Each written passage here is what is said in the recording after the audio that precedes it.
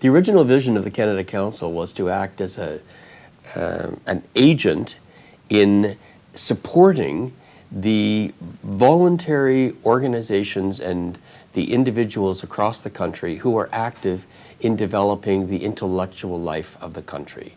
They thought of this as the world of the mind. And it involved, in the very earliest days, not just artists and cultural workers, but also university researchers and academics. As you know, this has changed over time. We now are focused specifically on the cultural side of that particular agenda. But the mandate of the organization is, in fact, to support that network of practitioners who are advancing culture, who are advancing ideas, who are advancing the notion of the imagination, creativity, the thought process.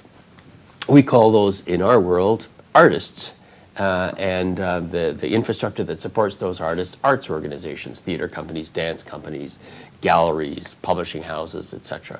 The Canada Council has been true for all of its 57 years to date to that particular model. In addition, the visionaries who created the Canada Council in 1957 also gave it a mandate to help represent Canada abroad, to help give Canada a global face, to give it a presence in the world, but from the perspective of intellectual practice.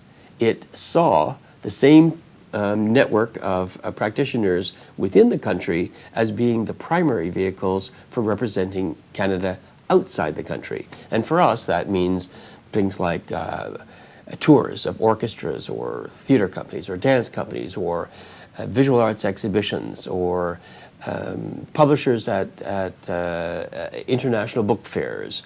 And that work still goes on at the Canada Council. That's an enormous mandate. It deserves much more investment than it's currently receiving. But you can see that that's an exciting part of the story, as well as one of the limitations that we're facing.